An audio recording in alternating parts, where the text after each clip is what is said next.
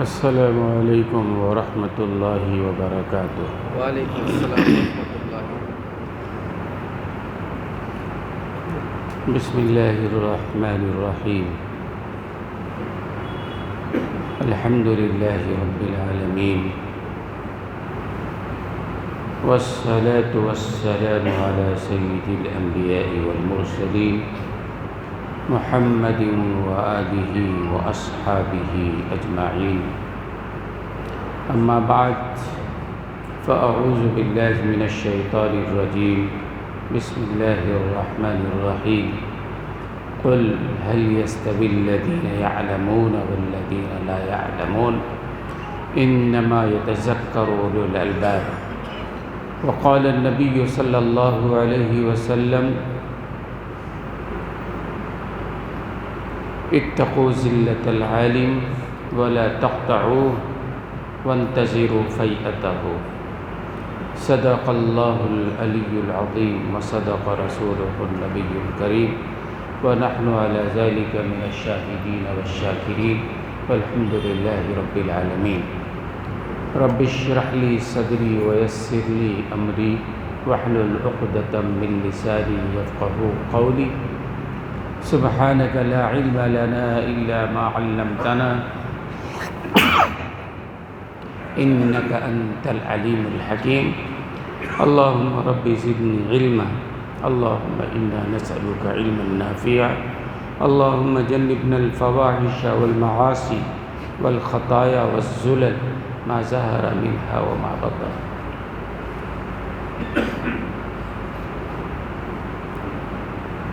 محترم حاضرین کرام، معزز سامعین نظام، فین بند کر دو۔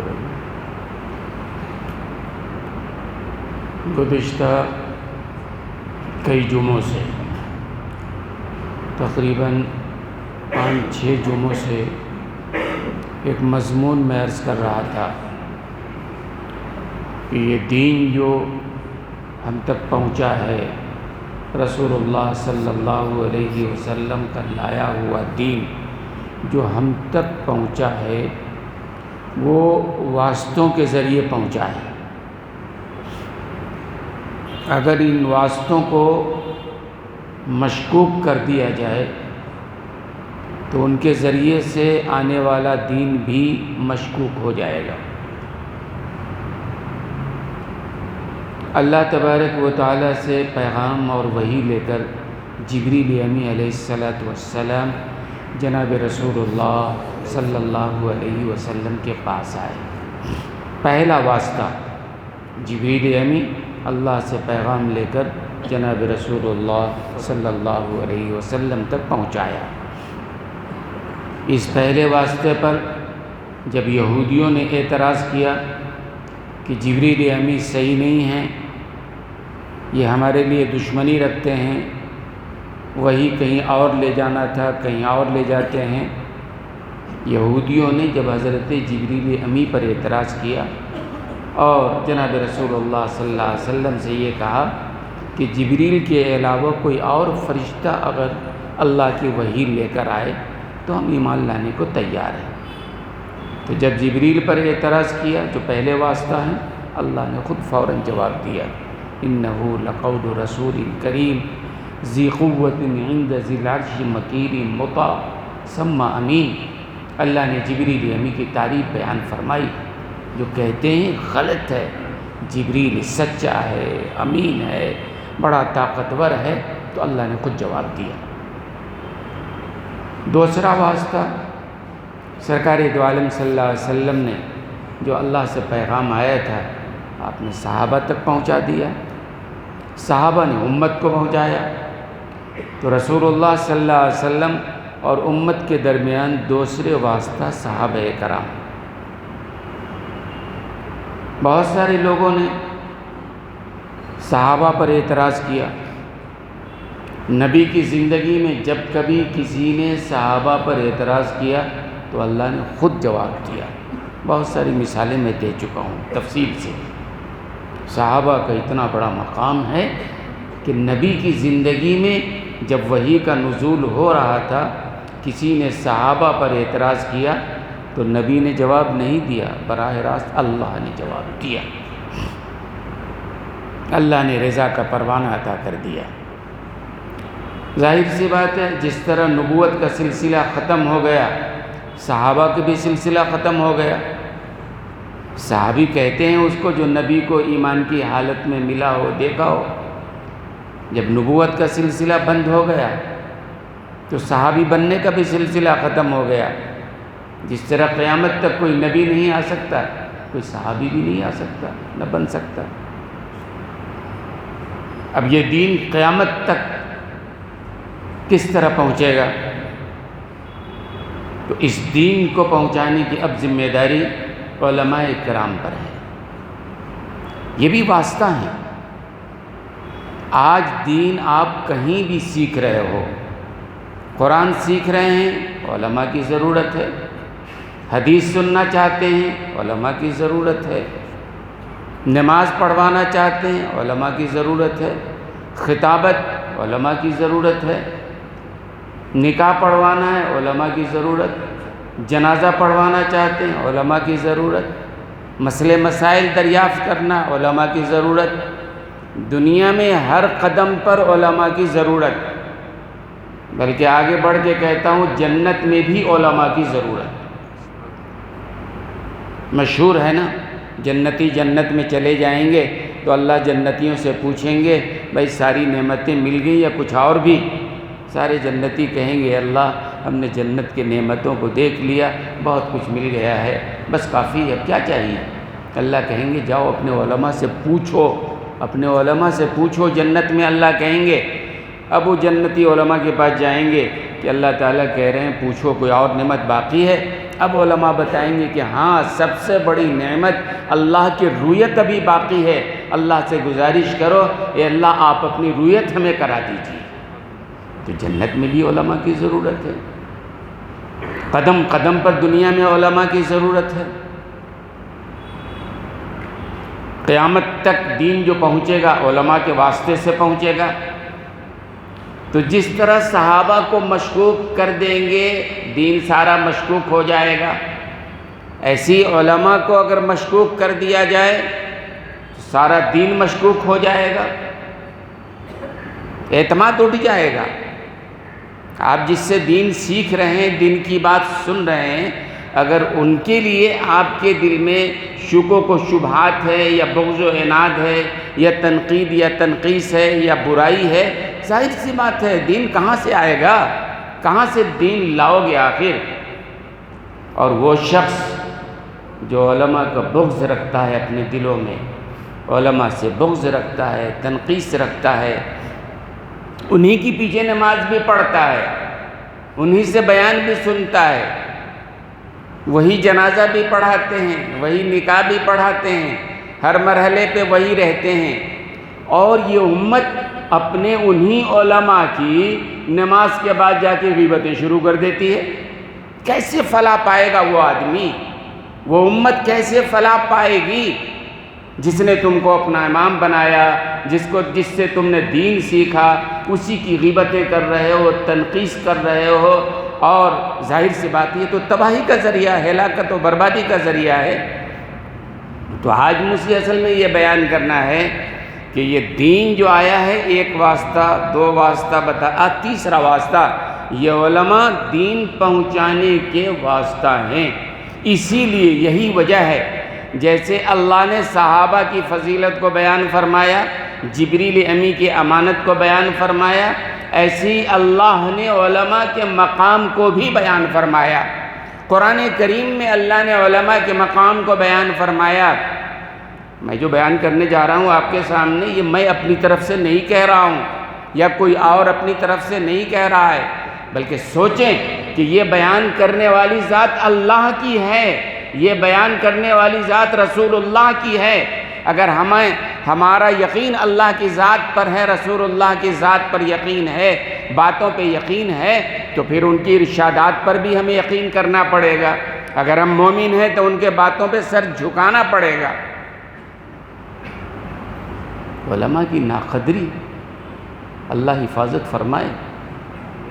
حضرت ابو ہریرہ رضی اللہ تعالی عنہ کہتے ہیں کہ جناب رسول اللہ صلی اللہ علیہ وسلم نے ارشاد فرمایا، غور سے سنیے، عمل کی نیت سے سنیے، اللہ ہم سب کو عمل کی نیت سے کہنے سننے کی توفیق عطا فرمائے۔ آمین آمین۔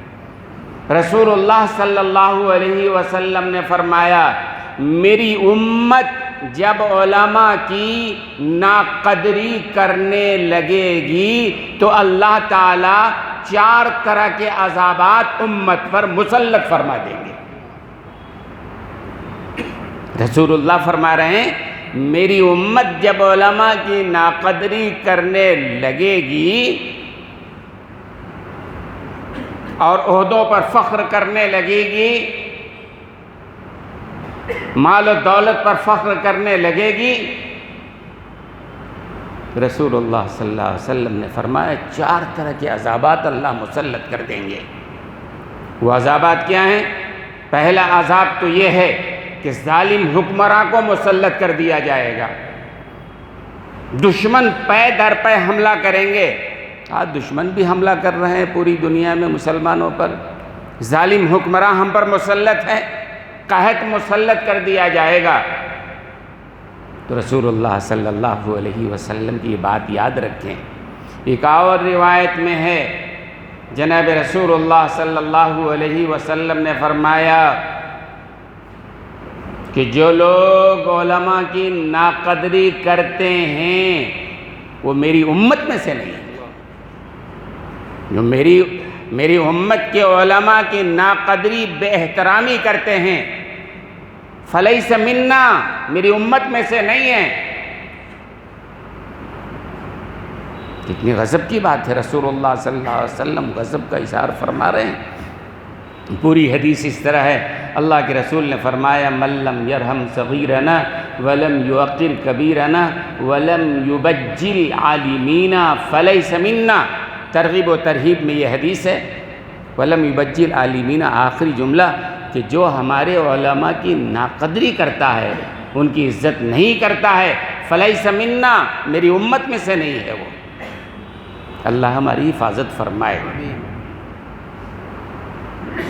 تو یہ دین کا واسطہ ہیں، اور دشمنوں کی یہ کوشش شروع سے رہی ہے کہ علماء سے عوام کے رشتے کو توڑ دیا جائے، ختم کر دیا جائے۔ دشمن تو خیر جو کہتے ہیں، اپنے بھی کہتے ہیں، ناواقف ہیں، ناسمجھ ہیں۔ اور میں حوالے سے ایک واقعہ بیان کرنا چاہتا ہوں۔ یہ 1998 کی بات ہے، 1998 1998 کی 28 اپریل کے قومی آواز کے شمارے میں یہ شائع ہوا تھا۔ تاریخ یاد کر لیجئے، یہ واقعہ کشکول نوادر میں لکھا ہوا ہے۔ میں حوالہ اس لیے بیان کر رہا ہوں تاکہ آپ کو اعتماد ہو۔ کیا واقعہ لکھا ہے اس کے اندر؟ یہ لکھا ہے کہ آر ایس ایس والوں نے اپنا ایک وفد اسپین بھیجا۔ اسپین جانتے ہیں کون سی جگہ ہے؟ اندلس نام تھا اس کا، ہسپانیہ نام تھا، اب اسپین کہا جاتا ہے۔ اندلس میں، ہسپانیہ میں مسلمانوں نے تقریباً 1000 سال تک بڑے شان و شوکت کے ساتھ حکومت کیا تھا۔ 1000 سال، 800 یا 1000، اتنے زمانے تک وہاں اسپین میں مسلمانوں نے حکومت کیا تھا۔ اس کے بعد یہ عیسائی آئے، مسلط ہو گئے، اور ایسا نام و نشان مٹایا، پورے اسپین سے نام و نشان، مسلمانوں کا نام و نشان مٹا دیا۔ تمام لائبریریاں، مسجدیں، مدرسے، سارے مسلمان سمندروں میں ڈال دیے گئے، جنگلوں میں بھاگ گئے، قتل کر دیے گئے، توپوں سے اڑا دیے گئے، مختلف انداز سے پورے اسپین کے مسلمانوں کو ختم کر دیا گیا تھا۔ تو یہاں کے آر ایس ایس والوں نے اپنا ایک وفد جو ہے اسپین بھیجا۔ یہ واقعہ چھپا ہے کب؟ 1998 کے 28 اپریل کی قومی آواز کے شمارے میں، وہاں دیکھ لینا چاہے تو آر ایس ایس کا وفد وہاں گیا اسپین، وہاں کے لوگوں سے مل کے معلوم کرنے بھئی 1000 سال تک مسلمانوں نے یہاں حکومت کیا تھا، آخر کس طرح آپ نے ان کو یہاں سے مٹایا، ختم کر دیا، دفن کر دیا، نام و نشان نہیں ہے، نہ اذان کی آواز ہے، نہ مسجدیں، نہ مدرسے، کیا کس طرح کیا؟ وہ جاننا چاہتے تھے یہاں کے لوگ تاکہ یہاں بھی اس کو استعمال میں لائیں۔ تو اس میں لکھا ہے کہ اسپین سے اس RSS کے وفد نے آ کر یہ رپورٹ دیا، وہاں کے لوگوں نے بتایا، ظاہر سی بات ہے ایک دن میں تو حکومت نہ ملتی ہے نہ چھنتی ہے، حکومت ملنے میں بھی وقت لگتا ہے، چھننے میں بھی وقت لگتا ہے۔ تو پوچھا کہ اسپین سے مسلمانوں کی 1000 سالہ حکومت کو کیسے ختم کر دیا؟ تو وہاں کے لوگوں نے بتایا RSS کے وفد کو کہ ہم نے یہ کیا کہ سب سے پہلے مسلم عوام کا اعتماد ان کے علماء سے ختم کیا، ہم نے علماء سے بدظن کیا عوام کو۔ 1-2 دن نہیں، کام چلتا رہا اور مختلف انداز سے وہاں کے مسلمانوں کو علماء سے بدظن کر دیا، یہ علماء بیکار ہیں، یہ غلط ہیں، یہ غلط مختلف انداز سے ذہن میں ان کے جو ہے وہ بغض و عناد بھر دیا گیا۔ تو اس وفد نے آ کے یہاں جواب دیا کہ اصل اسپین میں مسلمانوں کو جو 1000 سالہ حکومت کو مٹایا گیا ہے، ایک کام یہ بھی ہوا ہے کہ وہاں عوام کے اعتماد کو علماء سے ختم کر دیا گیا ہے۔ اس کے بعد یہاں بھی وہی جاری ہے، یہ کام یہاں چل رہا ہے اس ملک میں، غیر تو یہ کام کر ہی رہے ہیں، مسلمان بھی یہ کام کر رہا ہے، جانے نہ جانے علماء کی برائیاں کرتا ہے، علماء کی تنقیص کرتا ہے۔ اور حدیث ابھی میں نے پڑھی، آپ کو اس حدیث کا ترجمہ بھی سنا دیتا ہوں، پھر جو آیت پڑھی ہے اس کی تشریح انشاءاللہ عرض کروں گا میں۔ جو حدیث میں نے پڑھی ہے، حضرت عامر بن عوف المزنی رضی اللہ تعالی عنہ فرماتے ہیں کہ رسول اللہ صلی اللہ علیہ وسلم نے فرمایا، اتقوا ذلت العالم، عالم کے لغزش سے بچو۔ میں بھی تفصیل عرض کرتا ہوں، سمجھ میں بات آئے گی کیا مطلب ہے۔ اللہ کے رسول نے فرمایا اتقوا ذلت العالم، عالم کے لغزش سے بچو، ولا تقطعوہ، اور علماء سے قطع تعلق مت کرو، اپنا تعلق اپنا رشتہ مت توڑو، وانتظروا، اور اس کے لوٹ آنے کا انتظار کرو۔ کیا مطلب ہے حدیث کا؟ سب سے پہلے اتقوا ذلت العالم، عالم کی لغزش سے بچو۔ عالم کس کو کہیں گے؟ اللہ کے رسول فرما رہے ہیں نا کہ عالم کی لغزش سے بچو۔ پہلے عالم کے لفظ کو جو ہے عالم کہیں گے کس کو؟ ظاہر ہے میں نے بارہا کہا ہے، لمبا کرتا پہن لینے والا عالم نہیں ہو جاتا ہے، پگڑی باندھ لینے والا عالم نہیں ہو جاتا ہے نا بھائی؟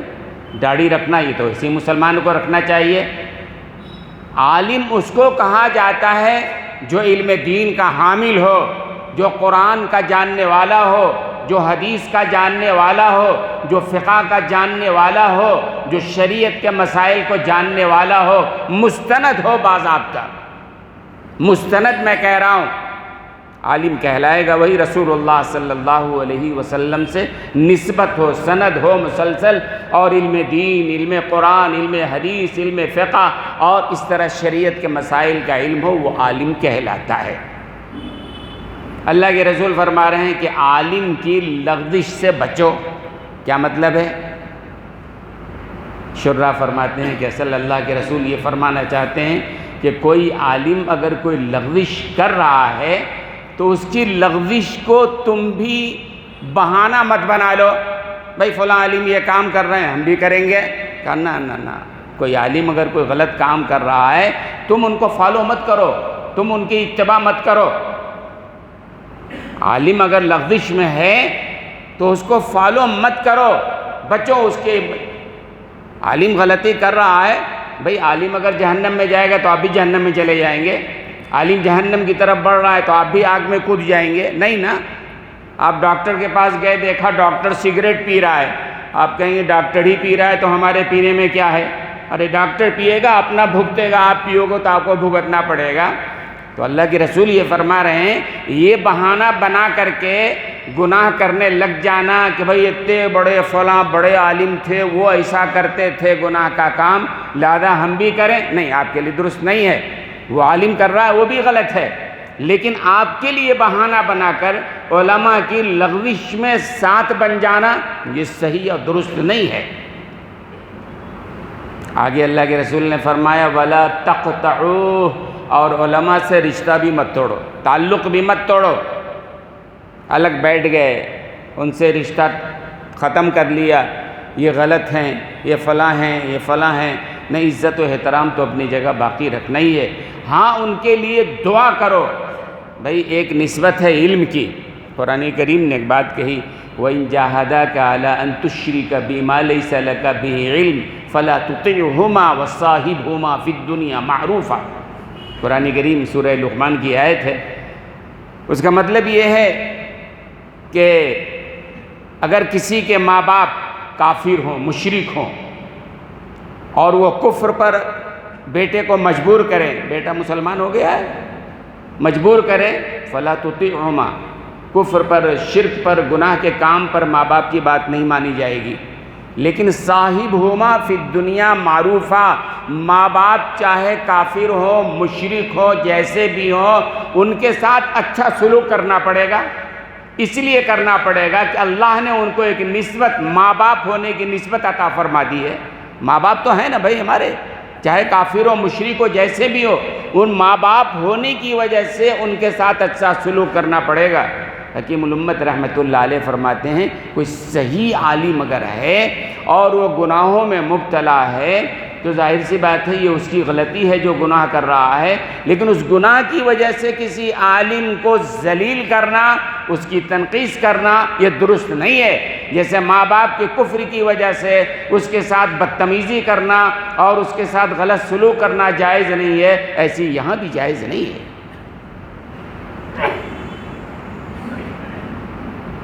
دوستو اور بزرگوں،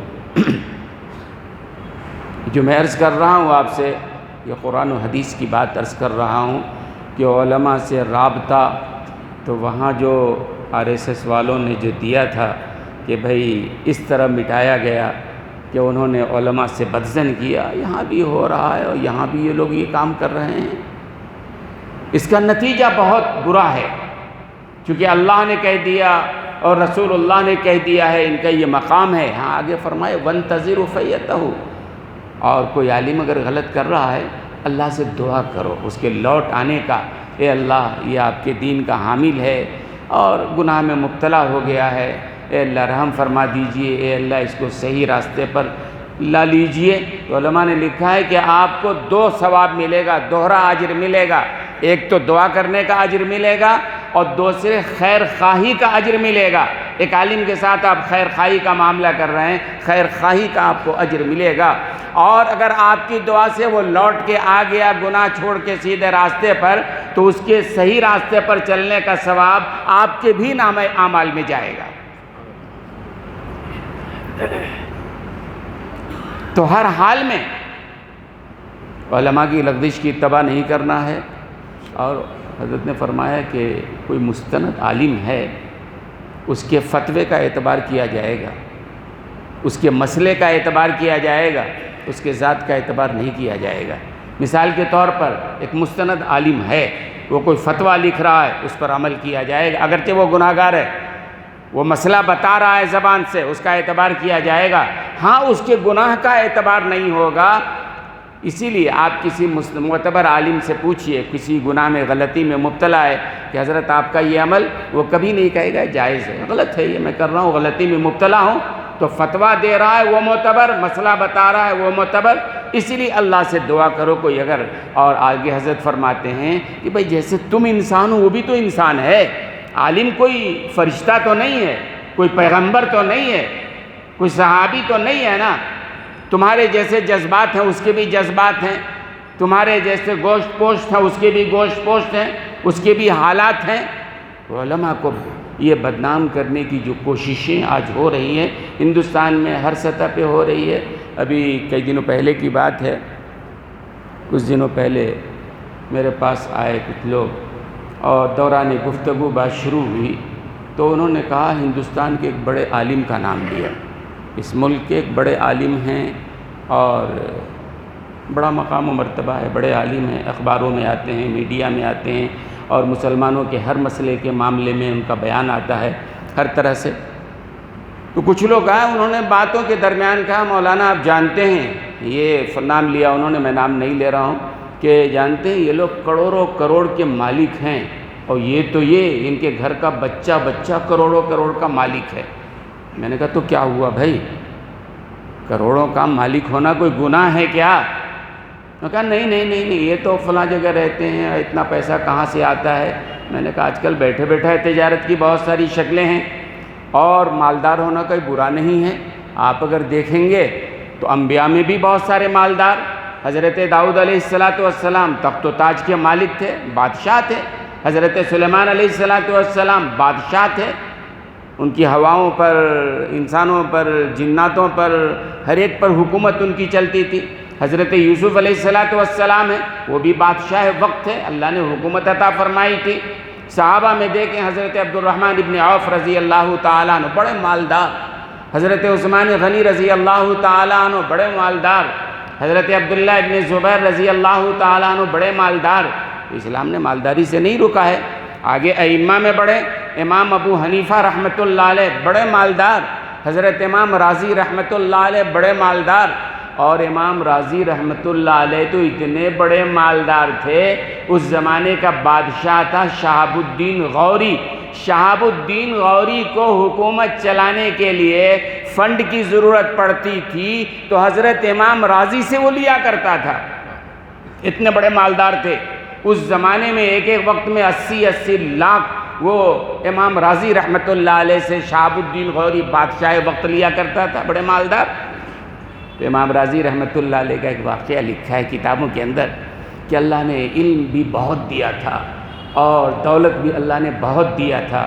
خطبے کے لیے جب حضرت تشریف لاتے، جمعہ پڑھائے کرتے تھے، منبر پہ تشریف لاتے تو بعض لوگ ہوتے ہیں نا اس طرح کے ذہن والے لوگ، پرچی لکھ کر کے کچھ اعتراض کر کے کہ آپ تو اتنے بڑے دولت مند ہیں، پیسہ کہاں سے آ گیا، کیا ہوا، مختلف اعتراض کر کے پرچی، سامنے آگے بولنے کی ہمت نہیں ہوتی تھی، وہ پیچھے سے پرچی کسی نے اس کو دیا، حضرت تک آ گئی، حضرت پرچی پڑھتے، اعتراض ہوتا تو حضرت جواب نہیں دیتے، ایک شعر پڑھا کرتے تھے، المرء ما دام حیا یستہان بھی، عربی زبان تھی، المرء ما دام حیا یستہان بھی، کہ انسان جب تک زندہ رہتا ہے لوگ اس کی تنقیص کرتے رہتے ہیں، ہے نا، اور جب وہ مر جاتا ہے اس وقت اس کی بڑی تعریف کرتے ہیں، بڑا چرچا کرتے ہیں، بڑے قدر کی بات کرتے ہیں۔ ہمارے یہاں بھی یہ ہوتا ہے نا، کوئی عالم ہے اگر وقت میں ہے، سامنے ہے، کچھ ہے اپنی جگہ، لیکن وہ چلا گیا کہیں چھوڑ کے یا انتقال ہو گیا، اب لوگ تعریف شروع کرتے ہیں، بڑے اچھے تھے بھائی، وہ پہلے کیوں نہیں زبان سے یہ لفظ نکلا تمہارے، پہلے کیوں نہیں نکلا، جب تک زندہ تھے جب تک تو برائی کرتے رہے تم۔ اور کسی نے بہت اچھا شعر کہا ہے، پتھر پڑے صنم تیرے ایسے پیار پر، پتھر پڑے صنم تیرے ایسے پیار پر، رونے آئے ہو مزار پہ بعد مرنے کے آئے ہو رونے مزار پر۔ جب تک زندہ تھے کچھ نہیں، مرنے کے بعد اب تعریفیں کر رہے ہو۔ تو امام راضی رحمۃ اللہ علیہ اتنے بڑے عالم بھی تھے، امام بھی تھے، اور بڑے دولت مند بھی تھے۔ شیخ عبد القادر جیلانی رحمۃ اللہ علیہ پیران پیر بہت بڑے مالدار تھے، ان کی جہازیں چلتی تھی، ایکسپورٹ امپورٹ کا کاروبار ہوتا تھا، اور بہت ساری مثالیں مل جائیں گی۔ میں نے کہا کوئی عالم اگر بن گیا ہے مالدار تو تمہارے کو پریشانی کیا ہے؟ پھر اس کے بعد کہا کہ بھئی وہ اصل میں BJP کے آدمی ہیں، وہ BJP کے آدمی ہیں، یہ اتنا بولتے ہیں لیکن حکومت گرفتار نہیں کرتی ہے، دوسروں کو گرفتار کرتی ہے، ان کو گرفتار کیوں نہیں کرتی ہے؟ اس کا مطلب BJP کے آدمی ہیں وہ۔ میں نے کہا یہ شک و شبہات، یہ بدظنی لوگوں نے اتنا ذہنوں میں ڈال دیا علماء کے خلاف، اور ظاہر سی بات ہے جس عالم کے خلاف آپ کے دل و دماغ میں غلط بات آ گئی ہے اس کے بعد آپ اس کی بات سنیں گے، آپ کے ذہن میں بات آئے گی، کوئی بات اگر کہیں گے بھی، کیا یہ کہیں گے یہ تو صحیح نہیں، یہ تو خود غلط ہیں، BJP سے ملے ہوئے ہیں۔ تو آج مسلمان یہ کام کر رہا ہے کہ اپنے علماء کو، اور وہ چاہتے ہیں رشتہ ٹوٹ جائے، علماء کی ناقدری ہے، تنقیص ہے، اور یہی وجہ ہے رسول اللہ صلی اللہ علیہ وسلم نے فرمایا کہ قرب قیامت علم اٹھا لیا جائے گا، قیامت کے قریب کیا ہوگا؟ علم اٹھا لیا جائے گا۔ صحابہ نے پوچھا یا رسول اللہ علم دین کس طرح اٹھا لیا جائے گا؟ کیا سینوں سے علم نکال لیا جائے گا؟ تو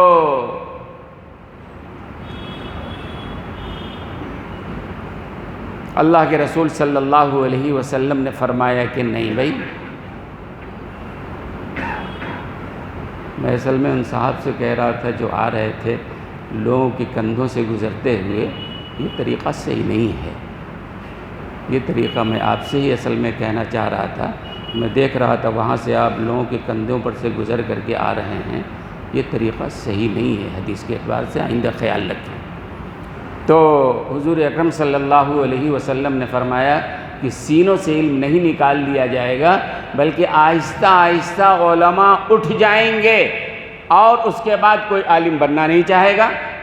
آج وہ صورتحال ہے کہ آہستہ آہستہ بڑے اکابرین علماء، شیخ الحدیث، محدثین، مفسرین اٹھتے چلے جا رہے ہیں، اور اب وہ علماء، بہت سارے علماء کے میں مثال جانتا ہوں کہ انہوں نے یہ کیا، اپنے بچوں کو انہوں نے عالم بنایا ہی نہیں، انہوں نے ڈاکٹر بنایا، انجینئر بنایا، دوسری جگہوں پہ پڑھایا۔ آج ان کے بچے ماشاءاللہ کہاں سے کہاں ہیں، خوش ہیں وہ اپنی جگہ پہ۔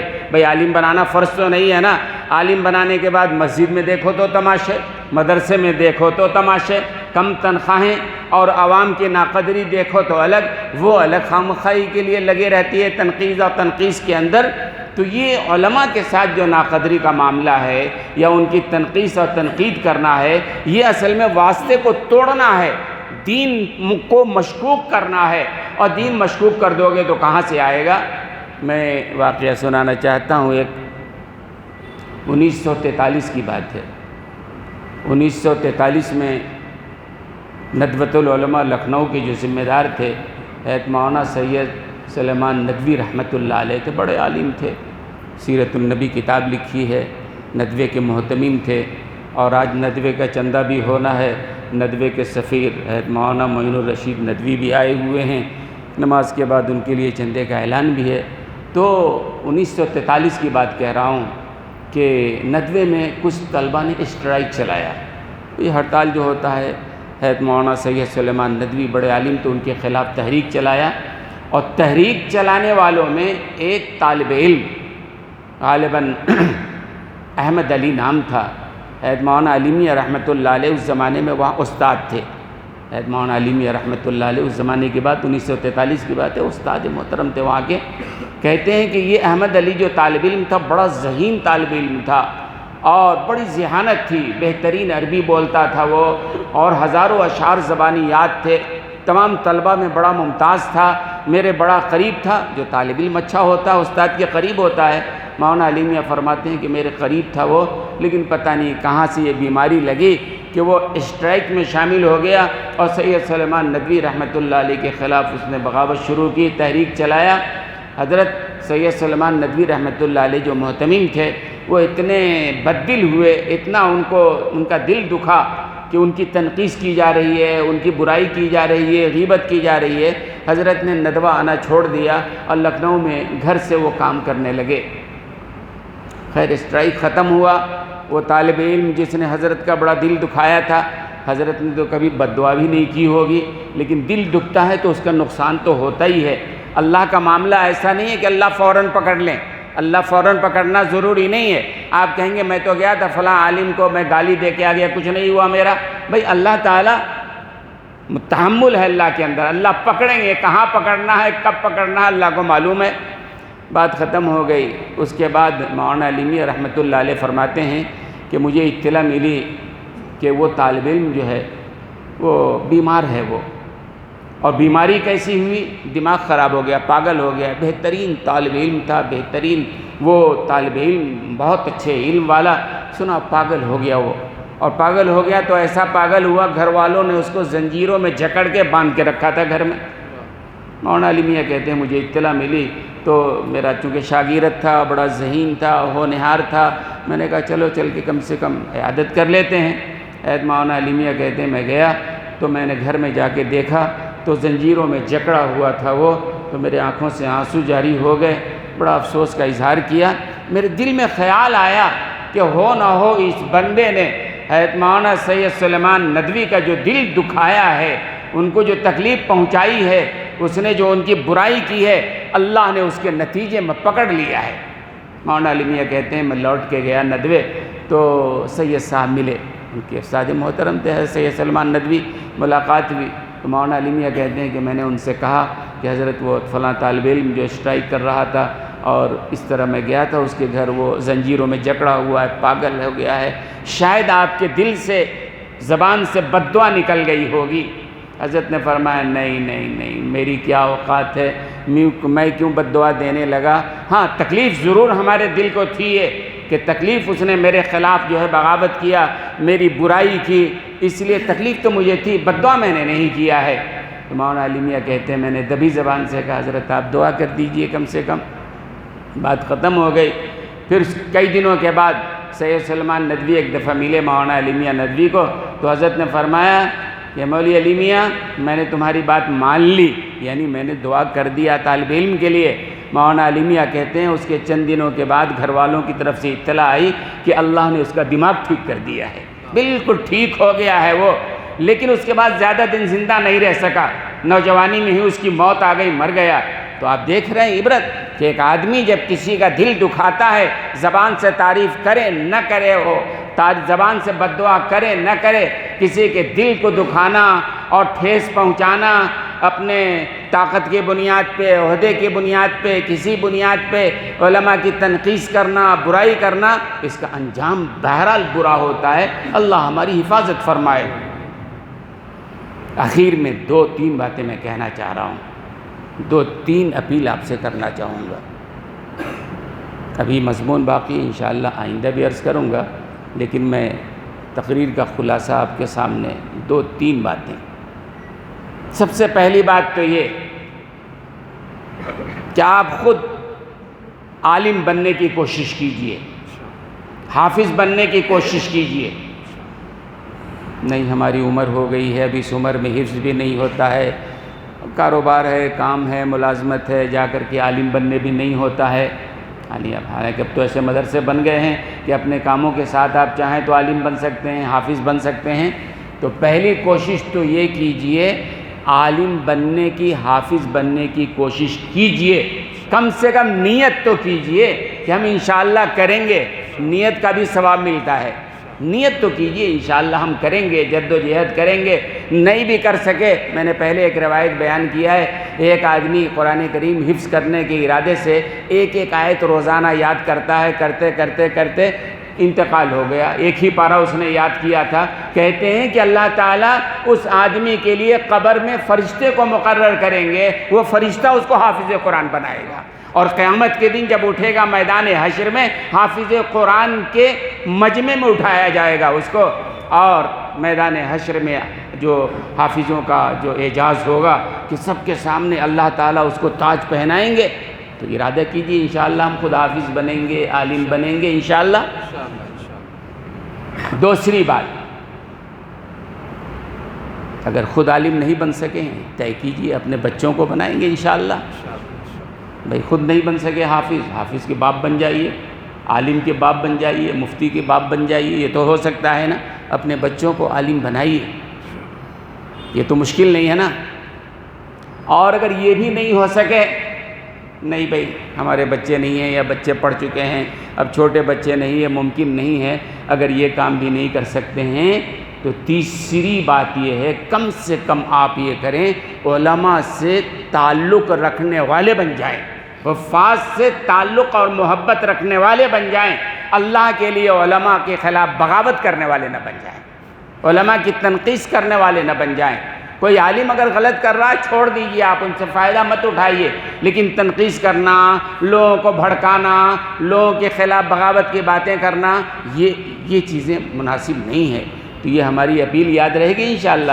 پہلے خود کوشش کیجئے حافظ عالم بننا، نہیں ہوا تو اپنے بچوں کو بنائیے، کوشش کریں، وہ بھی نہیں ہو سکے تو کم سے کم علماء سے محبت کا تعلق استوار کریں۔ یہ حدیث ہے، اللہ کے رسول نے فرمایا تھا نا، گئے جمعہ کہہ رہا تھا عالم بن جاؤ، نہیں تو کم سے کم طالب علم بن جاؤ، نہیں تو علماء کی بات سننے والے بن جاؤ، نہیں تو چوتھی بات یہ علماء سے محبت کرنے والے بن جاؤ۔